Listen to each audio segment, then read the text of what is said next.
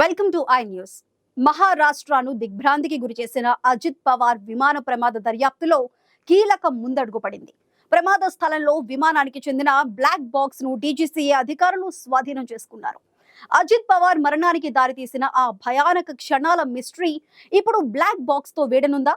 ఆ వివరాలు ఇప్పుడు చూద్దాం.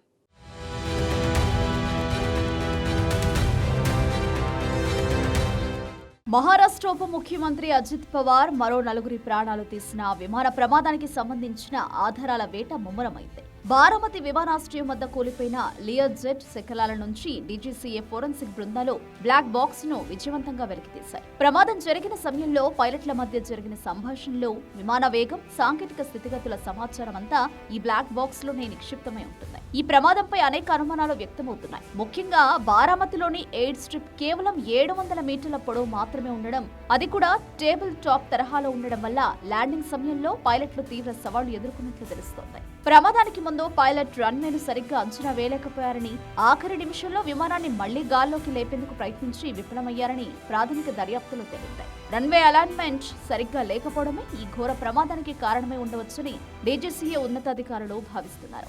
ఈ విమాన సంస్థ చరిత్ర కూడా ఇప్పుడు వివాదాస్పదంగా మారింది. 2023లో ముంబైలో జరిగిన మరో విమాన ప్రమాదంలోనూ ఇదే కంపెనీకి చెందిన విమానం ఉన్నట్లు దర్యాప్తు అధికారులు గుర్తించారు. ఆనాటి ప్రమాద నివేదికను ఇప్పటికీ బహిర్గతం చేయకపోవడంపై తీవ్ర విమర్శలు వ్యక్తమవుతున్నాయి. అజిత్ పవార్ ప్రయాణించిన విమానానికి సంబంధించిన ఫిట్నెస్ సర్టిఫికెట్లు, కాగితాల మీద సక్రమంగా ఉన్నప్పటికీ క్షేత్రస్థాయిలో పరిస్థితి ఏమిటనేది ఇప్పుడు బ్లాక్ బాక్స్ డేటా విశ్లేషణ ద్వారా తేలాల్సి ఉంది. ఈ ప్రమాదం తర్వాత బారామతి ఎయిర్ స్ట్రిప్ నిర్వహణ బాధ్యతలను ప్రభుత్వం తక్షణమే వైమానిక దళానికి అప్పగించింది.